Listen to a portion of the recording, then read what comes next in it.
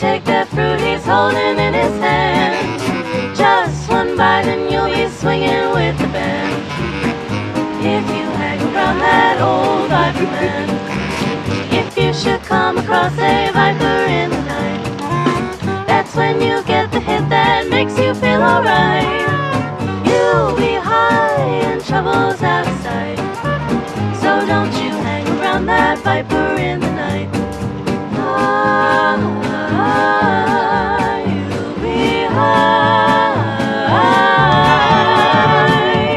You take one hit and you'll be swinging with the band. Ma buongiorno amici tichettiani! Ciao, buongiorno e ben trovati! Oggi è una giornata veramente speciale per noi che viaggiamo e che ci piacciono i confini tra le varie nazioni. Infatti stamattina, quando ci siamo svegliati, alla sinistra del nostro finestrino di Charlie avevamo una nazione, alla destra ne avevamo un'altra. Dopo aver visitato l'isola di Marken siamo scesi di un centinaio e oltre di chilometri verso sud e prima di lasciare l'Olanda volevamo visitare un posto veramente iconico che da tanto tempo sognavamo di visitare. Io direi che si merita proprio l'appellativo di unico al mondo, perché questo è un paese, anzi per la verità due, perché sono due paesi affiancati, poi ora vi spiegherà tutto Fede che si è informato in maniera dettagliata. Come ripeto, è unico al mondo proprio per questa peculiarità di questi confini. Ci troviamo a Barle, che si divide in due entità ben distinte, o meglio ancora in due nazioni. Sì. È un paese tutto frastagliato di confini e quindi questo paese condivide due nazioni, due lingue, tutto doppio, due sindaci, ma poi dopo vi spieghiamo meglio. E una parte si trova in Belgio e una parte si trova in Olanda. La parte belga si chiama Baarle-Hertog, mentre la parte olandese si chiama Baarle-Nassau. Ma non sono due paesi divisi da un semplice confine, da una linea semplice. No, ma sarebbe stato troppo facile. Per varie vicissitudini che dopo vi racconteremo, il confine è molto frastagliato, diciamo che è il confine più complicato di tutto il mondo e ci sono delle porzioni belghe che si trovano in Olanda, delle porzioni olandesi che si trovano nel Belgio e queste porzioni prendono il nome di enclavi. Il paese intero conta ben 30 enclavi. Ora poi facciamo il giro del paese e più avanti vi spieghiamo anche la differenza tra enclave ed esclavi. Per chi non masticasse queste cose, diciamo, perché è veramente complessa qui la situazione, cioè passeggi e ti trovi con un passo in un'altra nazione. From that old viper man, don't you take that fruit he's holding in his hand. Just one bite and you'll be swinging with the band. If you hang around that old viper man, if you should come across a viper in the night, that's when you get the hit that makes you feel alright. You'll be high and trouble's out of sight, so don't you hang around that viper in the night. Mettiamo la bandierina di Tickets sulla mappa. Eccola. Prima di iniziare questo tour siamo venuti qui al centro informazioni dove abbiamo preso una mappa per districarsi meglio tra i vari confini, perché sennò veramente ci si perde il capo. E la cosa più bella, abbiamo preso il passaporto degli enclavi di tutto il mondo, ragazzi.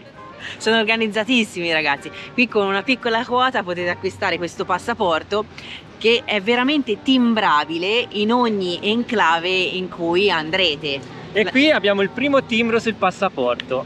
La signora gentilissima ci ha spiegato tutto. Scusate, c'è un po' di traffico, ma è mattina, c'è traffico fra le due nazioni. Ci ha spiegato tutto, ci ha detto un po' il tour, quello da fare, classico, e poi ci ha timbrato la prima tappa, il primo enclave. Poi sta a noi fare tutto il tour e far mettere gli altri timbri. Sono fino a 30 se non erro. 30 enclavi. Come per il Cammino di Santiago bisogna seguire le conchiglie, qui bisogna seguire queste placche che sono posizionate sul suolo per fare tutto il tour degli enclavi. E quindi noi ora le seguiamo. Esatto, è facile, poi con la mappa non vi perdete. Ci sono segni da tutte le parti, bandiere da tutte le parti, quindi non potete veramente non capire in quale stato vi troviate. Io però mi sono già perso, già non so più se ci troviamo in Belgio. Ti do una dritta.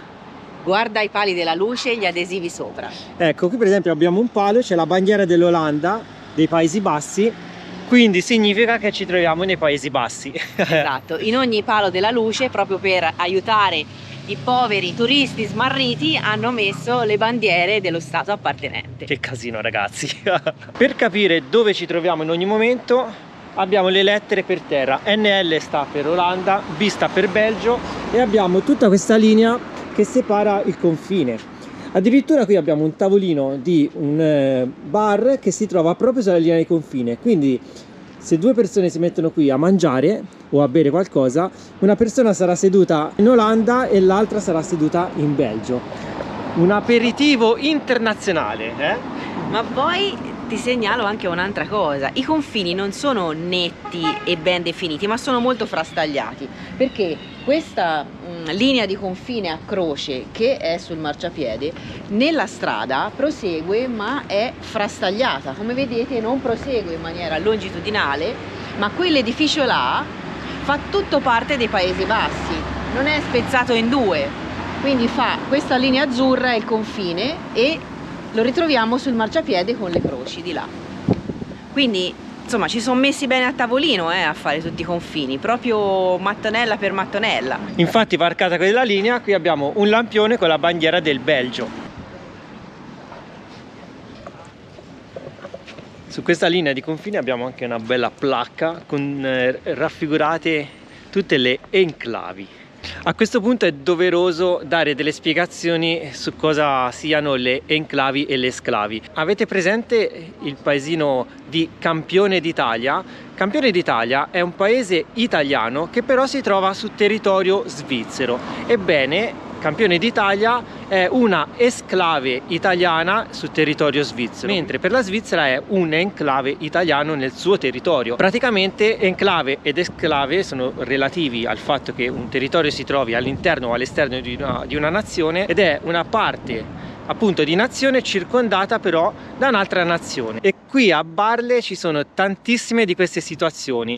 Pensate che ci sono ben 7 enclavi olandesi su territorio belga e 22 enclavi del Belgio su territorio olandese, più un'altra enclave che è dislocata al di fuori del paese, per un totale di 30 enclavi. Ma non finisce qui, perché già qui potrebbe sembrare tutto complicato, ma se volete complicarvi ancora di più la vita, ci sono addirittura delle enclavi di secondo livello. Una porzione di territorio olandese si trova all'interno di una porzione belga, che a sua volta è all'interno di una porzione olandese, un po' un gioco di matriosche, ed è una situazione unica al mondo. Qui dentro questo paese ce ne sono ben 7, e un'altra situazione analoga la troviamo unica nel mondo solamente nei confini tra Bangladesh e India, dove addirittura fino a pochi anni fa esisteva l'unica enclave al mondo di terzo livello, che poi è stata assorbita dal Bangladesh, per cui non esiste più, ma di fatto era un'enclave dentro un'enclave dentro un'enclave dentro un'enclave. La matriosca rende bene l'idea, ragazzi. Vi siete persi, vero?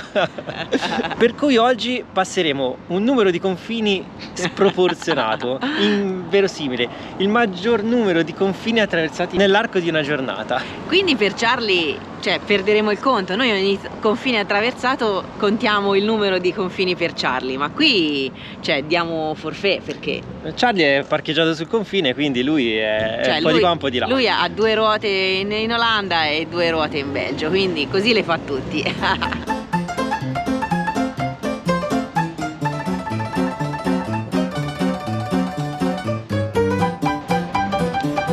Un altro modo per capire dove vi trovate è di guardare anche i numeri civici, perché infatti ogni numero civico riporta anche la bandierina dello stato di riferimento. Ad esempio, questo palazzo che si trova al numero 7 di questa via si trova nel territorio del Belgio.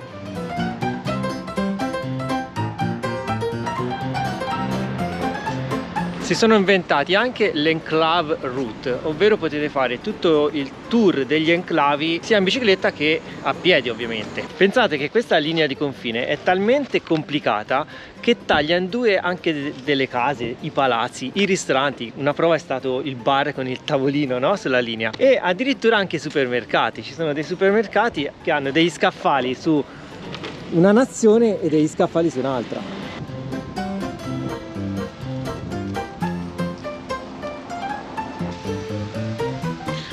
Anche questo negozio, come potete vedere, è tagliato in due dal confine. Assurdo, ragazzi, ma le domande che mi pongo io, no? Come faranno anche? Perché i due stati avranno legislazioni diverse, immagino. Quindi o sono talmente bravi ad allineare tutte le leggi, cioè anche vendere uno stesso prodotto su due territori non sarà facile. Quindi, questo sarà difficile, magari cercheremo, o se sapete voi informazioni scrivetecelo nei commenti su questa cosa di come riescono a coordinarsi così vicini ma così lontani. Pensate che anche le case stesse sono tagliate in due dalla linea di confine, per cui potrebbe capitare la strana situazione in cui voi avete la camera da letto in una nazione e la sala da pranzo in un'altra, e quindi uno dice: come faccio a sapere in quale nazione mi trovo? Ebbene, fa fede il portone d'ingresso. Quindi se il portone d'ingresso si trova in Belgio, tutta la palazzina appartiene al Belgio, ma ci sono delle palazzine che hanno due portoni d'ingresso adiacenti tagliati in due dal confine. Esatto. Per cui avviene che un numero civico è in Belgio e l'altro è in Olanda, e questo caso è proprio qui davanti ai nostri occhi. Vedete, qui c'è la linea di confine Olanda-Belgio, e salendo abbiamo due portoni, uno a sinistra e uno a destra, però questo ha il numero civico numero 2 con la bandiera del Belgio, mentre quest'altro ha il numero civico 7 con la bandiera dell'Olanda, dei Paesi Bassi. Quindi veramente come fa il postino a portarvi la posta? No, impazzisce qua, impazzisce. O meglio, di chi è la competenza? Il postino arriva qui e poi si ferma? Penso di sì, perché il 2 appartiene alla via belga e il 7 appartiene alla via dei Paesi Bassi. Pensate che in tutto il paese ci sono ben 2 comuni, 2 sindaci, 2 uffici postali, è tutto doppio, no? Tutto Perché doppio. ogni nazione ovviamente ha le sue regole e le sue giurisdizioni. Quindi noi ci chiediamo anche come possa funzionare il servizio postale. Ma non solo quello postale, anche quello telefonico. Voi pensate di avere il vostro telefono con un operatore magari perché state dal lato belga, poi passate di qua all'altra via perché magari andate a trovare la mamma che sta nel lato dei Paesi Bassi e vi suona costantemente il messaggio: benvenuto in Olanda, benvenuto in Paesi Bassi, benvenuto in Belgio. Cioè diventa impazzisce il telefono, impazzite voi. Quindi probabilmente ci sarà un operatore unico che prende poi tutto, perché di fatto il territorio su cui poggiano è comunque sempre quello Nederland, cioè dei Paesi Bassi. Sì, perché questa nel suo complesso è una esclave belga in territorio olandese. Quindi ci siamo, però se sapete più informazioni, perché non siamo riusciti a trovare queste peculiarità, quindi scriveteci nei commenti perché siamo veramente molto curiosi. E meno male che Belgio e Olanda hanno lo stesso fuso orario. Pensa se dovevi cambiare orario ogni volta che facevi così: qui sono le 8, qui sono le 7, qui sono le 8, qui sono le 7. Fuori di capo. E ci siamo detti anche meno male che hanno adottato l'euro entrambi, perché sarebbe stato un problema l'euro un paese e magari l'altro paese non l'avesse adottato. Ci sarebbe stato qua all'interno di Barlè-Nassau e Barlè-Hertog, ci sarebbe stato veramente un macello. Però prima dell'ingresso dell'euro c'erano le doppie valute, quindi mi sì. immagino dovevi avere 2 portafogli. Sì. Anche questo doveva parcheggiare proprio sul marciapiede sulla linea di confine, ma la multa chi gliela farà? Il vigile urbano belga o quello olandese?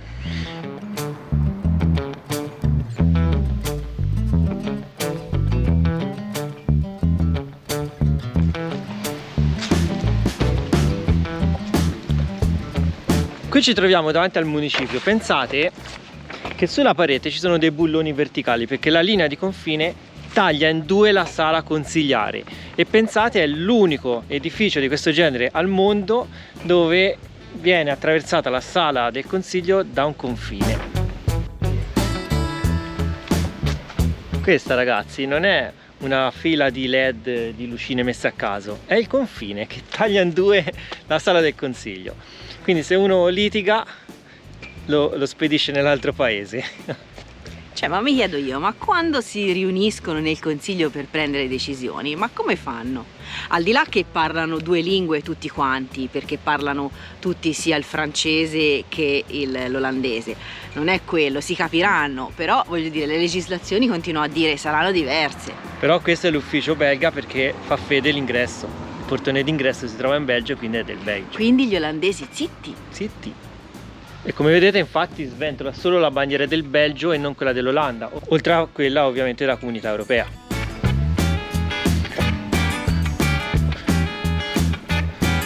Guardate bello questo camion dei pompieri camperizzato, al posto dei lampeggianti ha messo le teste degli omini, delle minifigure della Lego.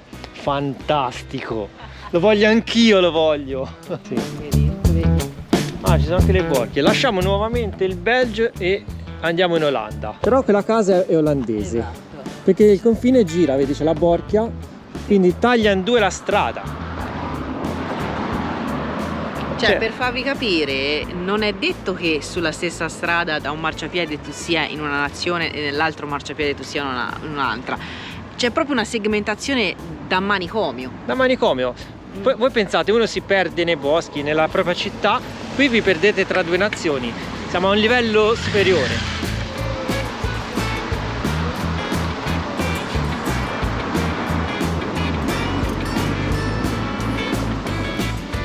Abbiamo trovato prima quella palazzina con due portoni, uno in una nazione e uno in quell'altra, ma qui siamo a un livello ancora superiore. Abbiamo questo portone che è tagliato letteralmente in due dalla linea di confine, tanto che ha due numeri civici, ovvero il numero 2 del Belgio e il numero 19 dei Paesi Bassi, dell'Olanda, e ha pure le due bandiere dei due paesi. Vedete, la linea di confine taglia proprio il portone in due. E qui la situazione si fa più complessa, ragazzi. Ecco qui il passaporto con tutti i timbri delle varie enclavi di Barle. Sono 30 enclavi, stiamo parlando per la precisione di 22 enclavi di Barle-Hertog e 8 enclavi di Barle-Nassau. Ma come siamo arrivati ad avere tutti questi confini frastagliati in questa piccola cittadina? Tutto ebbe inizio nel 1843 con il Trattato di Maastricht, con il quale vennero stabiliti i vari confini tra il Belgio e i Paesi Bassi. Ma nella zona di Barle, per un tratto di circa 50 km, ci fu una controversia tra i cippi 214 e 215. Stiamo parlando di cippi perché i confini venivano delimitati con dei grossi blocchi di pietra, e in questa zona ci furono appunto delle controversie perché non era ben chiaro a chi appartenessero i vari lotti di terreno, e quindi i due stati dovettero trovare un accordo su circa 5.732 particelle di terreno e si misero appunto a tavolino, e da lì nacque la spartizione a pezzetti della città di Barle. Solo che alcuni di questi appezzamenti di terreno si trovavano all'interno di altri appezzamenti di terreno dello stato confinante, e si generò quindi questo caos di confini con gli enclavi addirittura di secondo livello, perché abbiamo degli enclavi dentro altri enclavi, e questa situazione rappresenta un caso unico nel mondo perché in tutto il pianeta ci sono solamente 8 enclavi di secondo livello e 7 si trovano qui nella città di Barle. L'ottavo si trova tra Bangladesh e India. Bangladesh che detiene anche un ulteriore record, avendo l'unico enclave di terzo livello, un enclave dentro un altro enclave.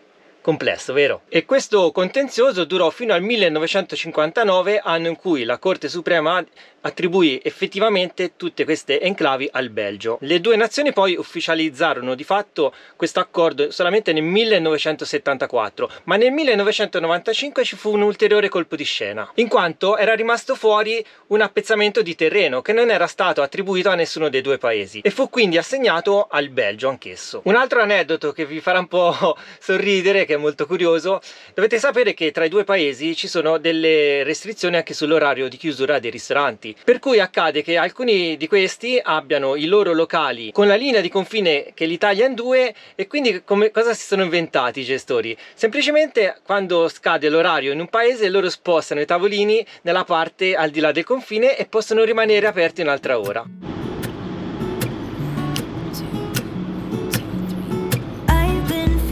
small. Watch the clock ticking off the wall. But tonight I'm letting it go. Spend my coin for sure. I'm gonna be myself, or I could be someone else. No one's stopping me now. I'm gonna skip my breaks, I'm gonna make mistakes. I just wanna feel alive.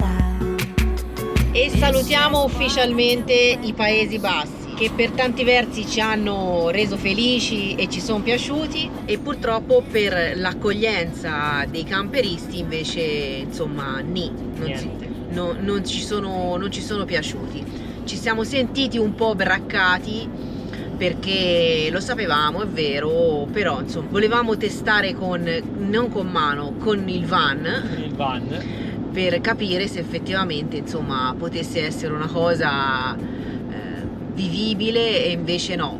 Magari siamo venuti nel periodo di agosto, che è anche altissima stagione, lo sapevamo, però ecco, è difficile per un camper, un van, un veicolo ricreazionale, è difficile, e questo ci dispiace, perché per tanti versi, come abbiamo già detto, lo ripetiamo, poi chiudiamo, sono un paese libertino, con tanti ideali di arte, musica, cultura di ogni genere, che danno spazio a tante libertà, e poi si perdono, secondo noi, in questa accoglienza dei veicoli recreazionali. Devono lavorare tutti, campeggi, aree di sosta, sicuramente, però la nostra idea è che potevano regolamentare dei parcheggi, anche lasciandoli adibiti a sosta notturna di camper, magari sì, anche 24 ore, 48 ore. Esatto, come abbiamo trovato a Spikenisse, non so se ve lo ricordate, che è la città dei ponti.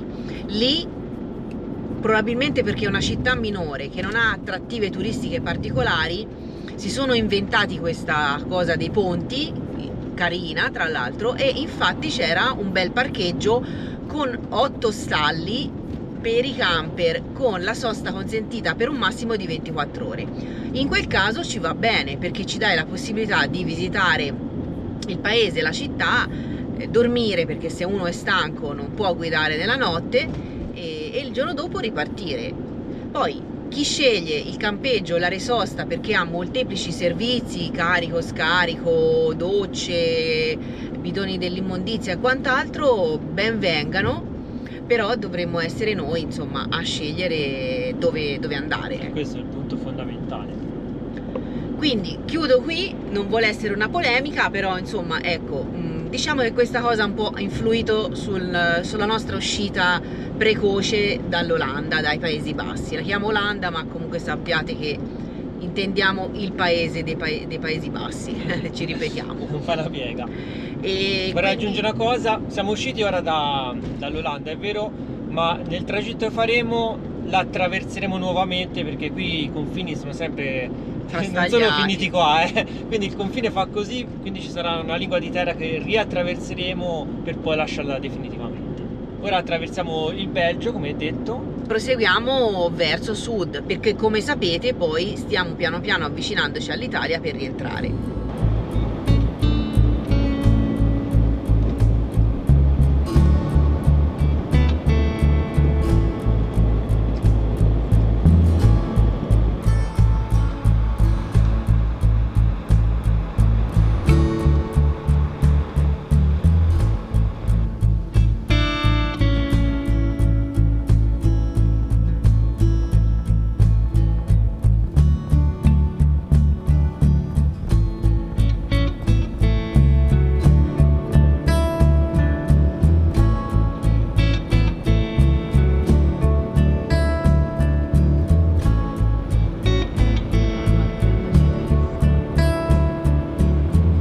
E siamo in Germania!